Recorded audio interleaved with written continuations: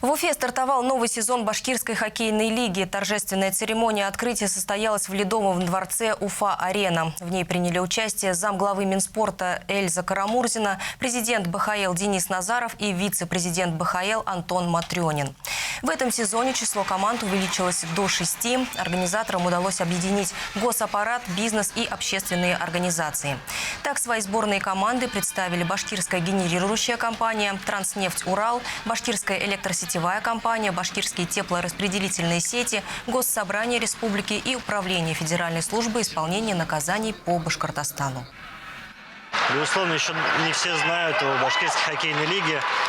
Но уверен, что со второго сезона, который сегодня мы начинаем, к нам будет все больше приобщаться любителей хоккея, приходить как и болельщики, так и просто любители хоккея в целом, смотреть игры нашего сезона, и которые пройдут примерно до середины мая.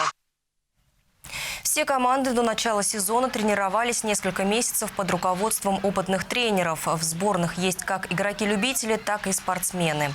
По словам представителей организации, чьи сборные участвуют в Башкирской хоккейной лиге, подобные турниры укрепляют корпоративные ценности и способствуют сплочению коллектива.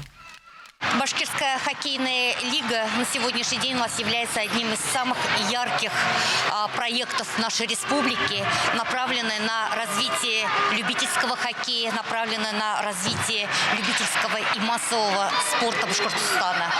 И, конечно же, огромные слова благодарности организаторам данной лиги. Ну и, кроме того, я бы хотела сказать, что мы в этот раз сегодня мы открыли второй сезон. И, конечно же, увеличилось количество команд, которые принимают участие. И, конечно же, увеличилось число участников. По итогам дня открытия БХЛ первое место занимает команда УФСИН России по Башкортостану. Следующие игры состоятся 12 ноября. Подробное расписание матчей опубликовано на сайте и на официальных страницах лиги. Напомню, в первом сезоне Башкирской хоккейной лиги участвовали 4 команды, которые сыграли 21 игру. В регулярном чемпионате забито 112 шайб и 70 в плей-офф.